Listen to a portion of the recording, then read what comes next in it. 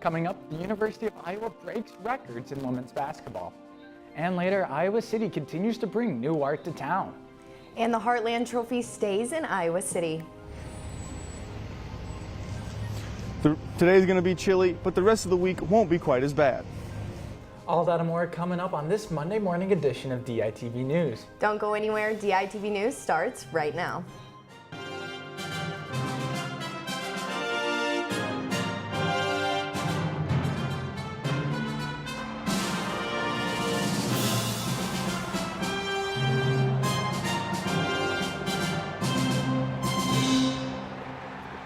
Good morning and thank you for tuning in live to DITV and KRUI 89.7 FM. I'm Samantha Bielema. And I'm Johnny Valtman. And Samantha, history was made this weekend here in Iowa City as the Iowa women's basketball team held their much anticipated crossover at Kinnick. Yeah, you're right, Johnny. It was a huge game and it was broadcasted all over the nation, but thankfully we had DITV's AJ Reister there to see it all happen, and he's going to tell us more on the record-breaking game. Final Four last year, Lisa Bluter approached interim athletics director Beth Getz with a crazy idea: a basketball game in a football stadium, and they all agreed to make history.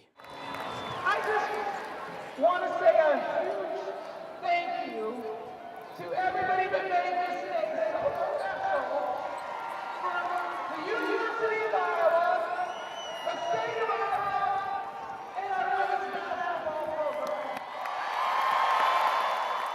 Hawk fans are special, and you know, you set a goal for Hawk fans and they're going to come through for you. It was an idea that not too many other colleges would have been able to pull off. But today, Lisa Bluter and the Iowa Athletics Department pulled off something that will last forever. I don't think I could have ever dreamt this. I mean, it's unfathomable. When I first started, I probably played in front of 55 people, and now we're playing in front of 55,000. So we have come a ways. And now, Iowa holds the record for the most attended women's basketball game in history, with 55,646 people in attendance. It's hard to really wrap your head around everything that's happening. Obviously, you can imagine it, but it's never the same until you're actually in the experience, enjoying it and living it. Look what Nebraska did in volleyball. I mean, they had 92,000 at their game. That's incredible. So women's sports is at a different level right now. Like you said, volleyball or basketball or softball, gymnastics, like every one, you look at the viewership continues to go up. You continue to give them the platform, and they're going to deliver. The women's basketball team has already made historic strides, but today might just be the catalyst into what could be the future of women's sports. From Kinnick Stadium, AJ Reister, DITV Sports. And Samantha, I was unfortunately unable to attend and watch the Hawkeyes beat DePaul, but the fans, they looked mighty cold there yesterday. It did look really chilly, and we really do have some diehard fans if they were willing to sit out there in that cold. I mean, if I wasn't working here, I definitely would have gone and watched the women's basketball team. And DITV's Brady Barron is live outside with our forecast. Thanks, guys. I'm live outside Adler Journalism Building, where it is currently 41 degrees. The weather is really starting to feel like fall, with the wind picking up and the temperatures dropping. This weather is perfect for my personal favorite, a nice hot coffee.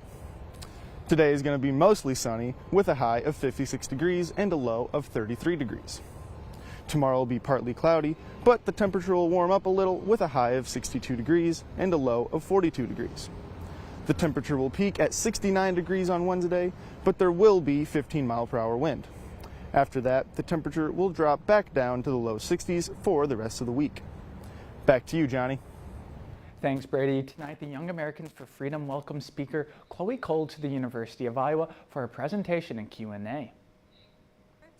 Chloe Cole is an 18-year-old detransitioner who now advocates against the practice of gender transitioning for minors. The transgender movement is very strongly promoted on campus, and then the fact that detransitioners' voices are never heard, I think that was something that really motivated me. Cole's visit to the university has sparked negative public reactions from the students at the University of Iowa. Several chalk promotions for the event have been washed away on the sidewalks, and a promotional poster for the event was stolen. I believe that they think that right-leaning organizations are impeding on their rights and wanting to hurt them, which is very much not true. We just simply want to provide a different voice, a different perspective that they may not be used to. The Young Americans for Freedom chapter on campus experienced a massive protest when conservative speaker Matt Walsh visited back in April. In August, several student organizations on campus called for a suspension of YAF for alleged homophobia and creating an unwelcoming environment for transgender students. Sad to see that so many organizations on campus would rather take the easy road out rather than getting down to good, hard discussion to come to a good compromise. The Antifa organization on campus is planning a protest at 6:30 tomorrow at the IMU, followed by a celebration. I'd encourage anyone who thinks about protesting, why not instead come to the speech? It's free for everyone to come in. So rather than protest, come in and actually hear what Chloe has to say and ask her a question. Cole will begin her free event at 7 in the Black Box Theater at the Iowa Memorial Union. As the Israeli-Hamas war begins its second week, tensions in the Middle East are rising. DITV's Jace Bertrand has more in the newsroom. Jace, what is happening currently in Israel and Gaza?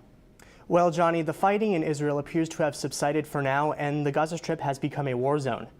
Earlier last week, Israel began a total siege of the Strip, cutting off food, water, fuel, and electricity to the region. Large-scale bombing has reduced much of Gaza City to ruin, and over 400,000 Palestinians are now homeless. Israel is preparing for a ground invasion as more than 300,000 reserves have lined up along the border. The Iranian government had warned Israel that an invasion of the Strip would force a military intervention, but on Sunday they backed down from these threats, while sparse fighting has broken out on the border of Israel and Jordan. Israeli Prime Minister Benjamin Netanyahu gave Palestinians 24 hours to flee the Strip on Friday, prompting concern from the UN and pushing the invasion back until humanitarian aid can arrive. On Sunday, Egypt opened its borders to Palestinian refugees at the urging of the United States. The death toll in Israel has risen to 1,300, with more than 3,400 wounded, while at least 2,215 Palestinians have been killed and another 8,714 have been wounded. As the Israeli-Hamas war continues to rage on, everyone is now hoping for a quick and peaceful end to the conflict. Back to you, Johnny. Thank you, Jace. And across the world and right here in Iowa City, people are concerned as this war and ongoing conflict continues. Palestinians came to the Pancras yesterday in protest, and DITV's Ashley Wheel has more.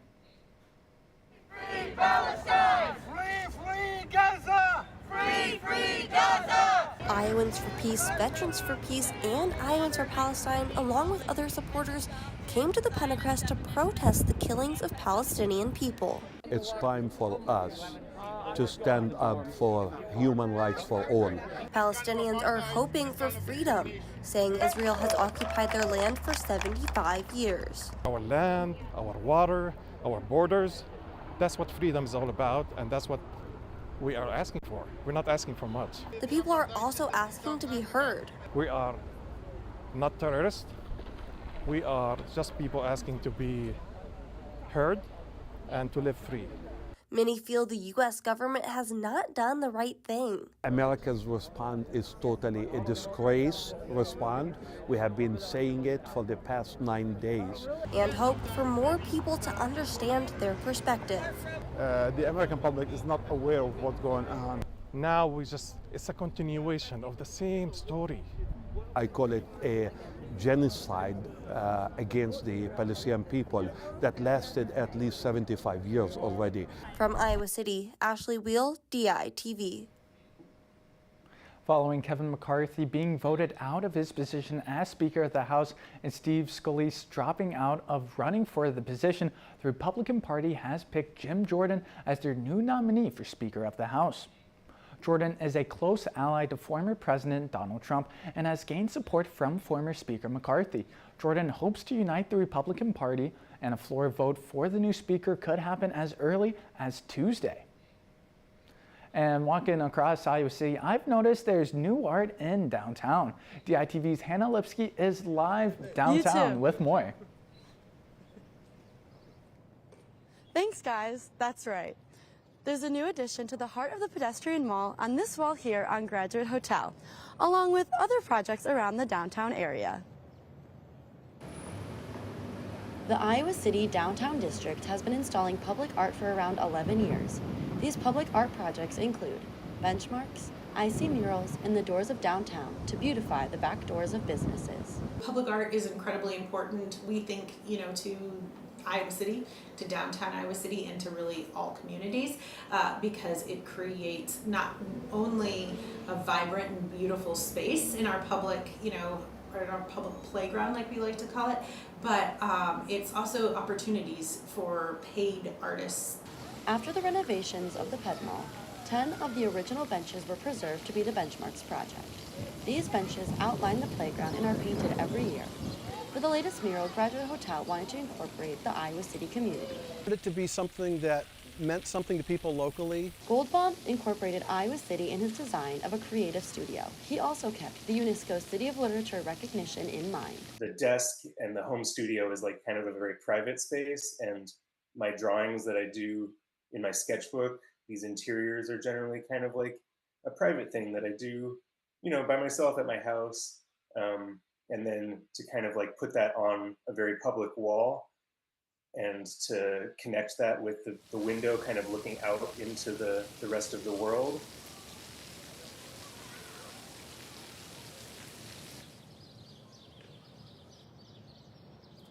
The downtown district encourages the Iowa City community to take a stroll down the many alleys with murals, painted doors, and lights. From downtown Iowa City, this is Hannah Lipsky. Back to you guys in the studio. Thank you, Hannah. And not only is art popping up outside around Iowa City, but inside, the downtown district held its fall gallery walk. DITV reporter Angelica Torres has more. On Friday evening, from 5 to 8 p.m., attendees had the opportunity to guide themselves around local art shops featuring local artists' works. I'm very grateful for the opportunity. I'm really excited to show my pieces, to be able to share my work with people, and there's just a chance that people can buy some of my stuff, and knowing that people would have what I made is very, very fulfilling. This self-guided gallery walk featured all styles of art, from abstract paintings to fibers, and many of the artists' works had themes of nature and animals. Nature has always been my muse, so I've looked for inspiration in water and the sky and land and vegetation. I use animals to kind of bring narration to everyday human experiences. Iowa City hosts gallery walks throughout the year, giving more artists opportunities to share their art and the public to view and purchase it. From Iowa City, Angelica Torres, DITV. UIHC's new sports medicine clinic in Coralville is providing student athletes with care following injuries. Open on Saturdays from 8 to 11 a.m., located on the second floor of the University of Iowa Healthcare Center on the Iowa Riverfront Landing, the clinic offers medical care for injured athletes of ages 25 and under. Appointments can be scheduled, or athletes can walk in following an immediate injury, excluding concussions.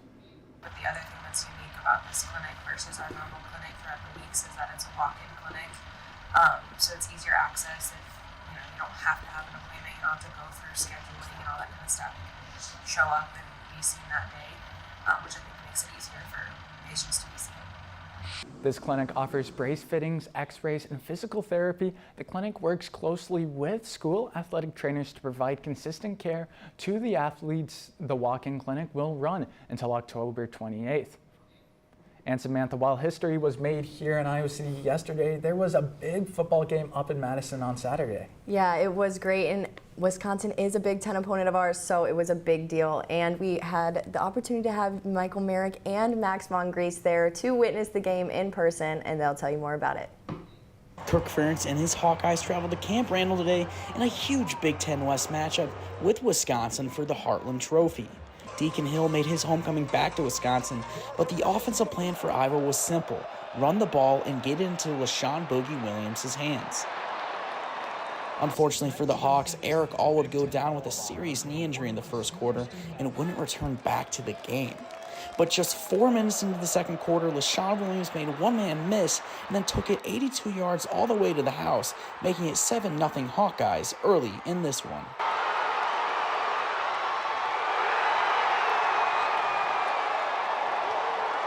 O-line really opened it up. Like, it was like a big old hole. Once again, one of y'all could have run through it. But So it was just being patient, slow through. So I just hit it, and then I had to make 2 guys, I think it was stiff arm or something.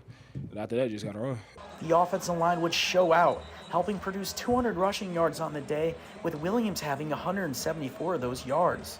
I think I've said I feel like our line is gaining ground the last couple of weeks, and I thought today they played with a lot of toughness and a lot of confidence. I think they're improving. In terrible field position, Badgers backup quarterback Braden Locke would be sacked in his own end zone by Y.A. Black for a safety, making it 12-6 Iowa. With just under 2 minutes left in the game, Drew Stevens would put the nail in the coffin, nailing a 40-yard field goal that would win the game, with the Hawkeyes picking up the 15-6 win and becoming bowl eligible with a 6-1 record. You know, Michael, for fans that were watching at home or even here in Camp Randall, I don't think they would have thought the Hawkeyes would come out of this one with a win after only throwing the ball for 37 yards through the air. But fortunately enough for them, they know that they have a good defense and maybe an even better special teams. Yeah, Max, you talk about that special teams unit, and you know what they say all the time back in Iowa City, punting is winning. I think we saw the perfect example of that today as the mate from Down Under, Tory Taylor. He bombed 10 punts for 506 yards in the win in Camp Randall. But you really kind of find out your true potential when you're playing these games. So I'm also just like really proud of everyone on the punt unit, everyone on the team. You know, we just got belief in that room, and you know, Coach Ferrin just gets us ready every week. So yeah, proud of everyone on the punt unit and proud of everyone on the team, because not many people gave us a chance. And you know, it's Iowa football. We kind of just find a way to win. But yeah, there you go. It gives you options. You know, when you have confidence in the guy punting, it gives you some options in terms of play calling. Just having the opportunity to, you know, try to keep your opponent down in there is a good thing. Do you think the Ray Guy Award needs to put you as a punter of the week after this performance? Oh, that's the last thing on my mind, to be honest. You know, that's up to those guys. But yeah, I won't hold my breath. It's the last thing on my mind. Just glad we got the win. Well, it's clear that Tory Taylor doesn't seem to care at all about getting any kind of awards. He just wants to get those W's, despite the fact that the people back in Iowa City would probably love to see him get some of that national recognition. What those Iowa fans would like to see even more, though, Max, is this offense to finally figure things out. And they'll hopefully get to see that next week as the Hawkeyes welcome in the visiting Minnesota Golden Gophers into Kinnick Stadium to try and get their offense back on track. From Camp Randall, Max Von Grease, Michael Merrick, DITV Sports. Thanks, guys. And after dropping a close one to Northwestern on Thursday, the Iowa soccer team looked to end their last homestand with a win. Taking on the Maryland Terrapins, it didn't take long for Iowa to find the back of the net as Ellie Lotto scored at the 3.5-minute mark. This was just a piece of the masterclass offense the Hawkeyes displayed, as 15 minutes later, Kelly McGrody gets the second goal for the Hawks. Right before the half, Addie Bundy takes herself to give her first goal of the season. And I would finish this one with a 5-0 blowout to the Terrapins. They'll get a short rest before heading on the road to take on Michigan and Michigan State to finish up their regular season later this week. And the Iowa women's field hockey team hit the road this weekend, trying to bounce back after their second loss last weekend. Iowa went to Bloomington, Indiana, where they faced the Indiana Hoosiers on Friday and came out with a 2-0 win. Heading east for their second game of the weekend, the Hawks went against the Louisville Cardinals, raking in another 2-1 win.